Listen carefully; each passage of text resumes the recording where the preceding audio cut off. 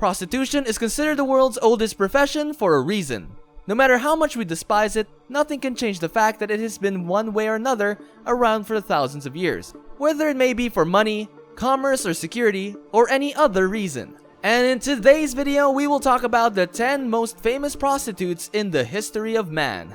Don't forget to subscribe to our channel and hit that bell icon so you'll never miss any video from us. Now, without any further delay, let's begin. Number 10. Mary Boleyn, England, 1499 to 1543. Anne Boleyn's lesser-known sister, Mary Boleyn, typically sat at the shadow of her brother.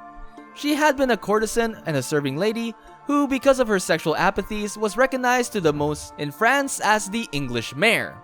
Numerous stories tell of her sexuality in society, and for a time she was a maid from both the English and the French monarchs. She died about 40 or 41 years of age, although the graveyard is not recorded, after marrying a man who had believed to be a lesser standard than she is now. But when her sister was decapitated, Mary lost the favor of high society, and thus slipped into irrelevancy in France. Number 9 is Rahab Jericho. The narrative of Rahab originates from the Joshua's book of the Torah and recounts that throughout the invasion of that city by the Israelites, ordered by Joshua, the lady was running an inn and a brothel near the wall of Jericho. Joshua dispatched 2 agents to Rahab before approaching the town for the correct evaluation of Jericho's naval strength. The men behind the hemp and cement battery were hidden when Jericho's forces arrested the spies supposed to be under Rahab's roof. She terrified the Israelites' anger and took shelter with the spies so that they could not kill her and her family, with whom the spies concurred. She placed a red cord at the entrance to designate her residence, and some might say the source of a red light to signify a brothel. Number 8 is Pyrene, Greece, 371 BC. And one of the most renowned women of the evening from ancient Greece, Pyrene was a harlot with Menserrat's actual name, meaning to recall the purity. Despite her true name, Pyrene was finally accused of heresy. She was charged with defending the great orator of the day, Hyperides. Hyperides revealed his client's breast before the courts when it was appeared, as her prosecution leads towards an unfavorable judgment. Being exposed to its attractiveness, Pyrene was really compassionate to the judges that she wasn't condemned to death. Number 7 is Su Xiaoxiao, 482 to 501 AD. The Chinese courtesan and poet Su Xiaoxiao, commonly called Little Su, flourished in the southern Qi kingdom and was widely known for her elegance and brilliance. While she shared her body with the ordinary guy, her poetry was appreciated best. She died of a fatal disease only at the age of 19, and she spent the rest of her time composing poems and expressing her beauty with the world. Until she saw her demise on a skyline, there are countless life tales, most of them involving young men's adventures. Her mausoleum sat unstressed for millennia, but was restored in 2004 before being damaged during the Cultural Revolution.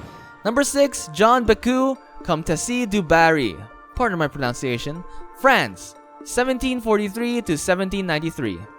Madame du Barry was indeed the final major mistress of King Louis XV of France, who'd been devastated during the French Revolution by the dictatorship. She started her profession in Paris with a big base of noble males paying for her favors. She had a position and was fraudulently wedded to her brother, while forged papers indicated that she was considerably younger, giving her an aristocratic lineage. In just 1 year, it might upgrade its position to a royal courtesan of the French king, just from a streetwalker. But also because of the dictatorship, it did not have it on its side. Her initial relationship with Louis XV on December 8, 1793 nearly assured her a guillotine day. Number 5, Thais, Greece, 330 BC. You'll be amazed to know that Thais, Greece was a prostitute who accompanied none other than Alexander the Great on his many campaigns.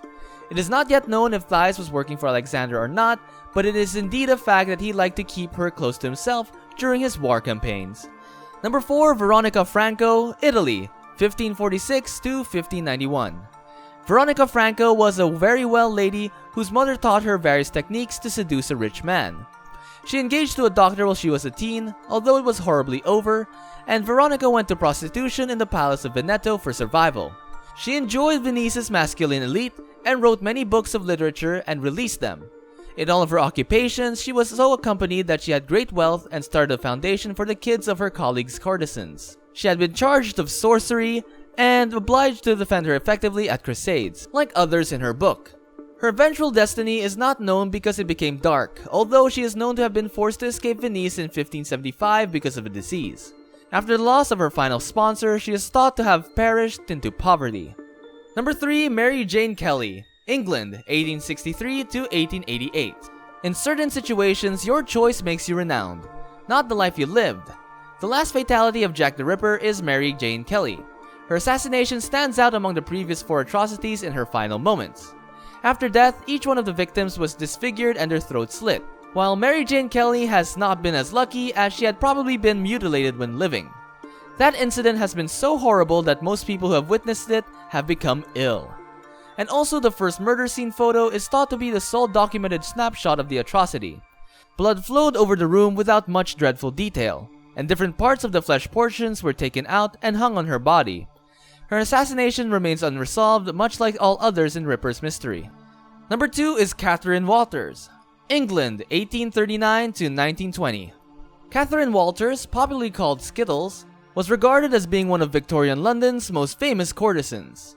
She was thought to be exceedingly attractive and also a trailblazer because of her princess-reading clothing, that perhaps the ladies imitated as far as they can and raised horse riding among women throughout the Victorian London.